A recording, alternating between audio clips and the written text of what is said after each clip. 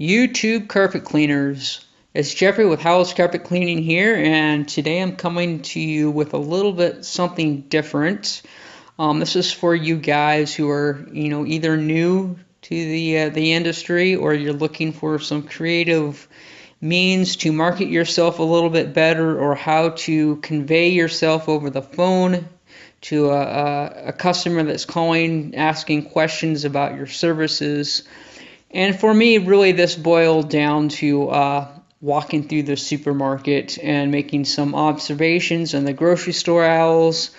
One thing that I've noticed is that when you're walking down the aisle of the grocery store, there's really three levels in the grocery store aisle, along the aisles of all the products that you see. The very bottom shelf, you generally will have your generic items or packaged, non-beautifully packaged items, I guess, on the bottom shelf. The middle range shelf, you also have your next tier of products, the middle tier per se, and those products are usually generally marked pretty good. There's where your Kroger brand and store brand and that sort of stuff usually is. And then those are kind of like your middle priced items. And then on the very top shelf area is generally your premium products. They're generally a bit more expensive. They're more brightly colored packaging and this and that. But if you kind of stand back and watch people shop, you'll be noticing that most people are pulling things from eye level, from the middle shelf range. And that is kind of where I was piecing together, okay, now how could I possibly apply this to the carpet cleaning services? So having read some information about marketing in general, I do know the concept of having three products, and generally when a person is presented with three choices, they generally will go towards the center choice because no one wants to be associated with bottom of the line products, and not everyone can afford the luxury of consuming or purchasing top tier items. So most people generally will gravitate naturally towards the middle.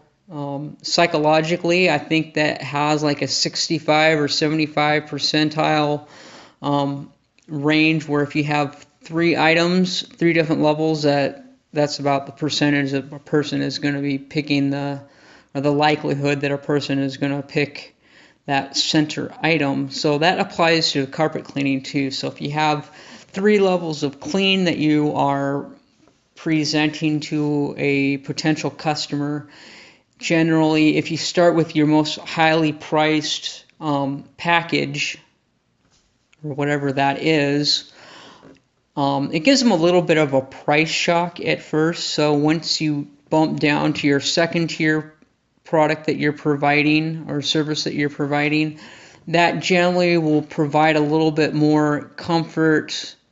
And then if you use buzzwords like, well, most people, choose the second tier because da da da da da da, and you kind of list your reasons for why they choose it. In reality, most people would want to identify with most people. They don't want to identify with bottom of the row. So when you present your bottom of the line package, it kind of creates that stigma that it's bottom of the line and they don't really want to be associated with, just a generic bottom of the line, whatever. So that psychological concept applies to both in the grocery market store and pulling things off the grocery aisle shelves, and it also applies to your marketing towards services that you are providing the customer. And then that brings me to the next item or agenda is using names. I mean, names really have a lot to do with the services that people are going to pick. A lot of times, if someone's going to buy something because it has a fancy package and a cool name, well, the same thing obviously is going to apply to your carpet cleaning packages that you're offering. So one thing I wanted to do was select names for my 3 different levels of clean that I was going to be providing, so that a potential customer would be able to identify with a particular cleaning level, such as a sanitizer. And okay, so let me run through the 3 names that I came up with, and then I will explain each of those one by one and why I chose to go with those names.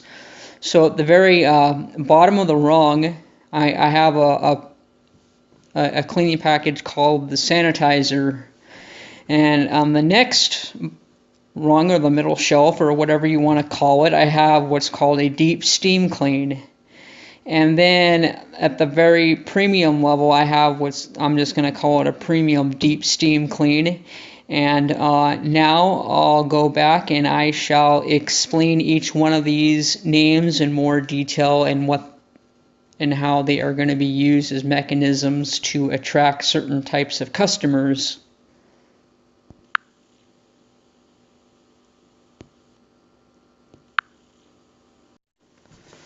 All right, so starting out with the sanitizer, bottom of the line.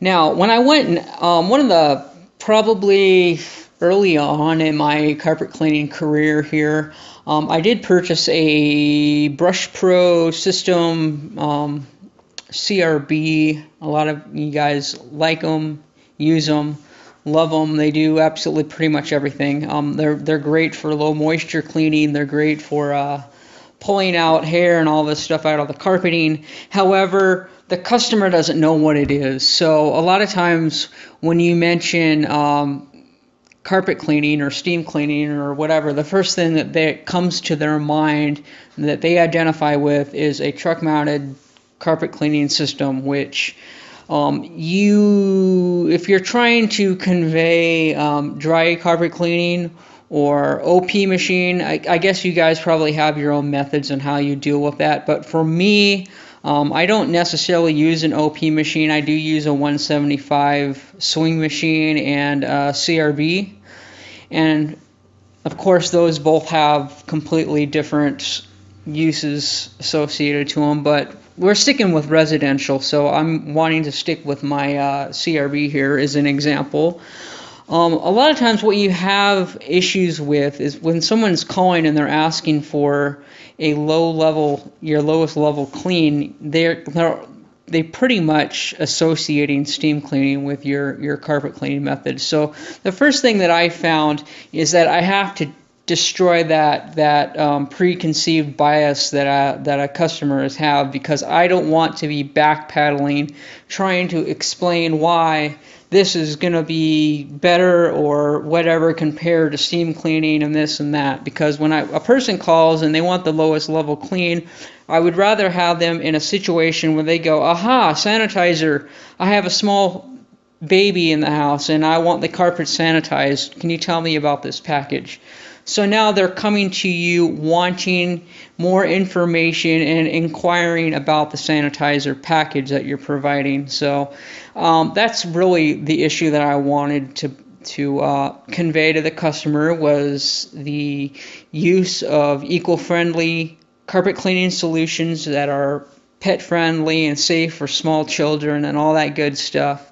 Yet at the same time, it doesn't contain any soap residue that's going to leave anything in the carpet. It's going to eliminate all food droppage residue and all that sort of petroleum and stuff that's in the carpet from, brought in from outside. And it's basically a surface level clean that is going to clean the carpets and make it safe for baby to roll around and play and have a good time and not be concerned with bacteria, mold growth, and all that sort of stuff that's in the carpet. So that is the reason I did it, is so that a person can inquire me about what is a sanitizer, so I can explain to them what it is, so that they can look at it and go, aha, I like that, I want that. So that is the reason for the sanitizer package. Okay, so moving right along to the second tier cleaning system that we have, or package that we have to offer our clients when they call regarding carpet cleaning and what works best for them. I do have a deep steam clean package, and basically what that is it's your basic, I shouldn't say basic because nothing I do is basic.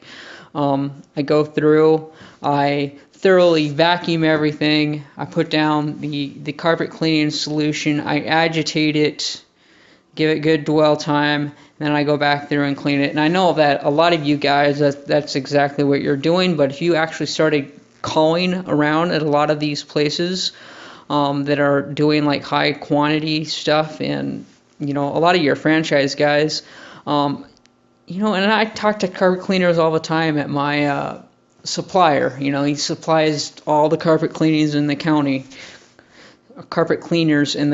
So I bump shoulders with tons of carpet cleaning, and they're like, oh yeah, you're that YouTube guy. And so anyways, what I found out is that a lot of them will admit to not doing any sort of a pre-vacuum, and probably a good 50% of them don't do any agitation either. So by providing both a pre-vacuum and agitation, you are heads and shoulders above the competition. Regardless of who the competition is, you really are heads and shoulders above them. And I think that is probably going to be your main selling point, is being professional and following the rules by the book. And it's those things that provide the results that the other guys are not getting. So with that said, going back to the deep steam clean, we do all that. We remove 80+% of all the debris that are in the carpeting just by doing a good vacuum. And then with a really good pre-spray we put down, on a high quality pre-spray down on the carpet, we're eliminating residue, we're breaking apart all the stuff, we're suspending soils, and then additionally we're going back over it and we are agitating it. Now, I do have two levels of deep steam clean. I have both a basic one, and then I also have a premium deep clean. And the way that I associate between the two is that one of them is going to be a manual clean or a manual agitation using, let's say, a grinding broom or something like that, whereas a premium steam clean is going to be using a mechanical agitation, and that's where I pull the CRB out and I do mechanical agitation with that. Now, you also have to keep in mind and kind of distinguish the difference between how you are using your CRB, whether you're just using it to agitate the carpet or are you using it to groom hair and lint and stuff like that out of the carpeting, because I also will allow for the premium steam clean to be also upgraded to a pet purpose applied to it as well. So in that case, it will contain whatever is required to eliminate, odors, urine stains, and that sort of thing, as well as the use of the CRB to go over to more thoroughly to pull out, the matted hair and stuff like that that's in the carpet. So that's kind of how I discriminate between the two, the deep steam clean and the premium deep steam clean, is with the agitation. And then with the plus pet package as well, I only allow it on the premium deep steam clean anyways, because I feel that if you're wanting to get that animal hair and stuff out of your carpet, it needs the mechanical agitation involved with the cleaning. So that is really the only level of clean that sufficiently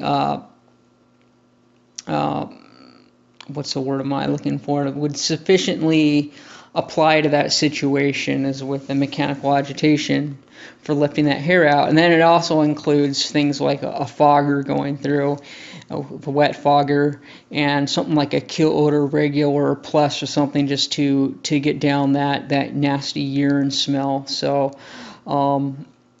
I do have the animal availability upgrade to add to the premium deep steam clean package as well. Okay, you guys, so I kind of combined tiers 1, 2, and 3 in the same category, the deep steam clean and the premium deep steam clean, and I discriminate between the two of them with the level of agitation that is provided, whether we're going to be doing manual or mechanical agitation. Now, when a customer calls and they're asking for pricing or something like that, I always try to get some information out of them first. And part of what that does is that it sets up a scenario that you are custom tailoring the cleaning suggestions that you're providing to them to their specific needs, and you're not just pulling out some one-size-fits-all pricing convention or whatever. So you're kind of setting yourself up to present yourself to be a little bit more professional, a little bit more experienced, and a little bit more knowledgeable about what you are doing and what you're talking about. So, for instance, I always ask, and generally the customer is pretty upfront. I always ask them to describe the cleaning scenario, like how many rooms, how many areas that need to be cleaned, and I ask things like if they have kids and with pets or something like that. So that gives me an idea of what to expect in the cleaning process. And then if they haven't said yet already, I will ask if this is an apartment or a house. Generally by the description that they give you, you can tell, but whether it's an apartment or a house gives you quite a bit of information about the size, for one. First of all, if it's an apartment, apartments are apartments for the most part. You got 1 bedroom, 2 bedroom, 3 bedroom, and they're all roughly the same size. I mean, you do get little different configurations, a little bit different sizes here and there, but they're usually all the same. So in that regard, they're kind of easy to price if you're pricing them by room. Or maybe you just have a flat out, price that you charge per, apartment, whether that is like a flat rate for a 1 bedroom, a 2 bedroom, or 3 bedroom, whatever it is that you're doing. And generally, with it being low grade polyester, the one thing about the polyester that is in your favor is that they are pretty stain resistant, and they're pretty easy to remove all that red dye and crap that they get in the carpet.